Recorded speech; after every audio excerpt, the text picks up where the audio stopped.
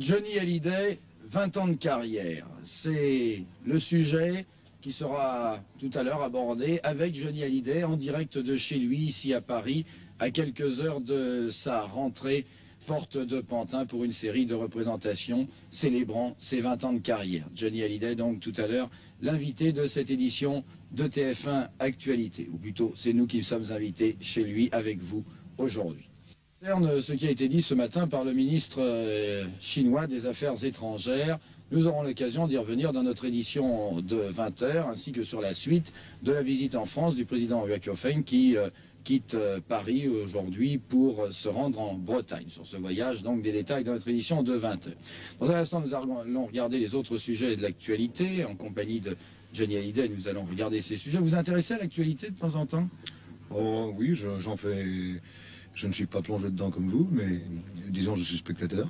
Alors, Hallyday, à quelques heures maintenant de ce qui sera à la fois la célébration d'un anniversaire, c'est-à-dire 20 ans de carrière, et puis une grande rentrée à la porte de Pantin pour 28 représentations. C'est un Hallyday dans quel état qui nous accueille?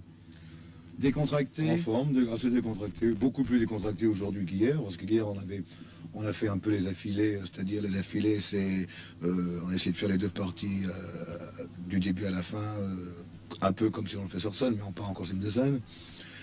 Et bon, on était un peu nerveux hier soir de ça, et puis bon, j'ai bien dormi, je suis en forme. Bien, en tout cas... Je vais vous dire ça comme les sportifs.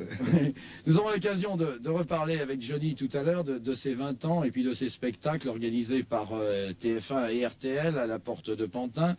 Et tout de suite, voyons l'essentiel de l'actualité avec Jean-Pierre Perret. Presque dire avec un des titres principaux de la presse ce matin, mais ça fait un moment que ça dure. Et ce titre, c'est 20 ans, Johnny Hallyday, 1959-1979.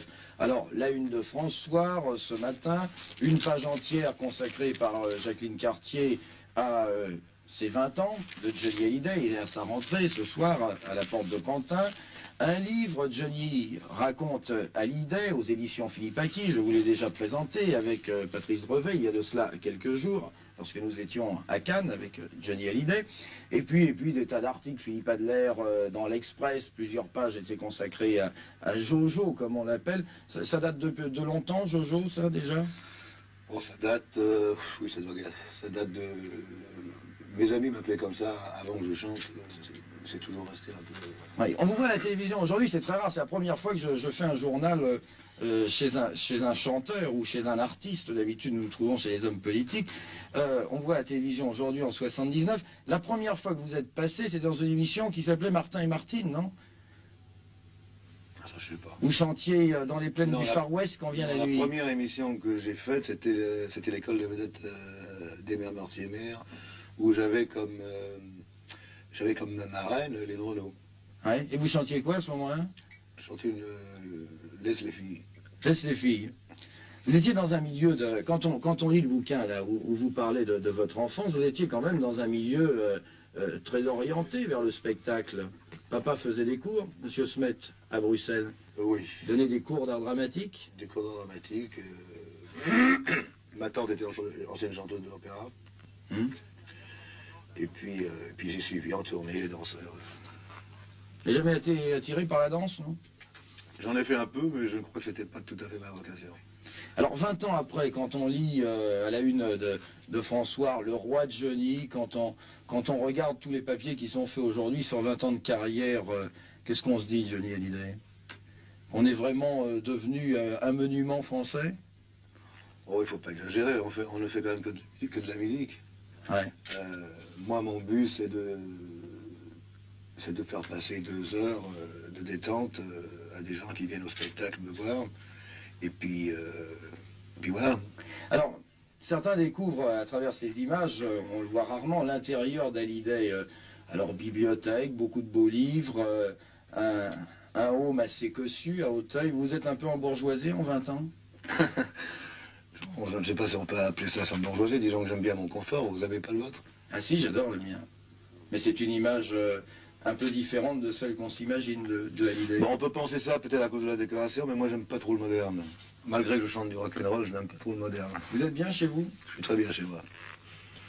Alors ce soir, c'est la rentrée à la porte de Pantin. On a déjà lu un effort considérable, une salle transformée, et puis en plus de ça, un engagement d'Hallyday, car en dehors du fait que vous êtes sur la scène, c'est à cause de vous et de votre volonté propre que ces 28 représentations vont avoir lieu devant 10 000 personnes chaque soir. Espérons qu'ils soient là. Oui, mais alors qu'est-ce que ça veut dire? C'est un pari, c'est un peu plus que l'engagement sur scène. Non, c'est pas un pari vraiment, c'est-à-dire que le genre de spectacle que je veux faire, il n'y a pas de salle en France vraiment assez grande pour les faire. Il y a une salle que j'aime beaucoup qui est le Palais des Sports, mais le Palais des Sports n'est pas libre. Je me rappelle avoir été le premier chanteur qui a jamais chanté au Palais des Sports de Paris à l'époque où il faisait, c'était l'endroit où on faisait la boxe. Et puis j'ai lancé un peu la mode de faire ce spectacle au Palais des Sports, ce qui finalement maintenant finalement il n'y a plus de place pour moi. Alors on va recommencer tout à la porte de Pantin. Ouais, la première fois, le spectacle c'était à l'Alhambra avec De Vos, non? Oui. La première partie de Vos. Oui, la toute première fois, oui. Ouais. Et alors là... J'ai chanté 5 chansons, puis après 4, après 3, puis on m'avait réduit à 2. Ah ouais? Ça marchait pas immédiatement? C'est pas que ça marchait pas, c'est qu'il y avait des mots au balcon, puis des gens en bas qui n'aimaient pas tellement ça. Alors tous les jours on trouvait qu'on comprenait rien de ce que je disais, que ça avait ni queue ni tête, alors on me supprimait une chanson. C'était De Vos qui vous avait demandé en première partie? Oui, et c'est grâce à lui que je suis resté. Ouais. Alors, cette fois-ci, la porte de Pantin avec TF1, et je tiens à dire que nous verrons prochainement ce spectacle quand Johnny aura fini la porte de Pantin, puisque Bernard Lyon le filme pour TF1, que vous retrouverez Johnny Hallyday chez Drucker dimanche après-midi, puisque Michel Drucker, dans les rendez-vous du dimanche, vous fera vivre la préparation de ce qui se passe en ce moment pour 28 représentations à partir de ce soir à la porte de Pantin. RTL vous tiendra au courant tout au long de cette soirée, de cette première de Hallyday. Hallyday que nous retrouvons 20 ans après, comme nous l'avons retrouvé il y a de cela quelques jours, souvenez-vous. C'était sur le porte-avions Foch, où Hallyday venait pour TF1 malgré ses occupations. À bout de prières, de poignées de terre, pas de fleurs, pas de curé. Tu es parti, mon frère, boire ton dernier verre, seul au grand bar de l'éternité. Nos deux solitudes avaient l'habitude de vivre ce semblant de vie.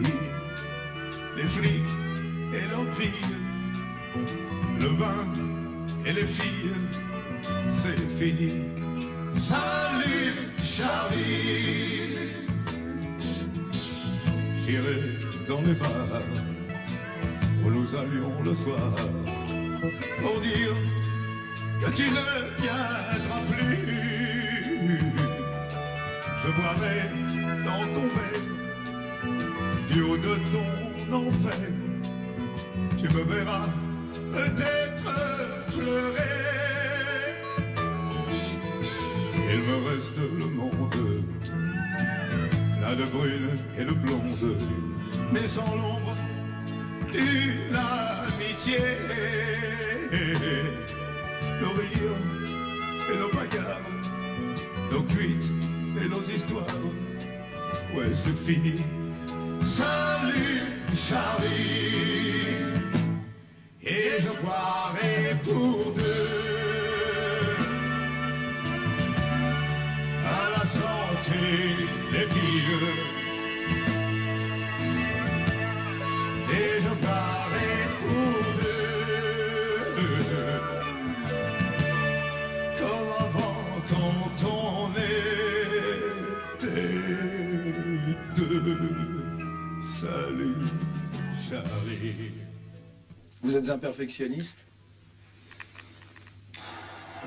J'aime pas mal faire les choses. Mais très attaché à tout l'environnement, aux musiciens, à la qualité du son, etc. Je vous ai vu travailler sur le porte-avions. Oui, mais pour enfin, les répétitions, vous êtes toujours là. C'est très important d'avoir un bon son. On n'a malheureusement pas souvent des bons sons. Parce que les choses se font trop vite et finalement, des fois, on ne peut pas malheureusement donner aux gens en province quand on va faire une tournée, un spectacle aussi bon qu'à Paris, parce que il faut comprendre que tout ce qu'on met 3 semaines à monter à Paris, on doit le faire en une journée quand on va en province. Et c'est pour ça qu'on essaye toujours de faire un spectacle assez long, assez longtemps, que tout le monde puisse venir le voir. Un dernier mot, le télégramme qui vous fera le plus plaisir ce soir, ce sera celui qui sera signé de qui? Je pense celui de ma femme qui malheureusement n'est pas là, est en Allemagne en ce moment.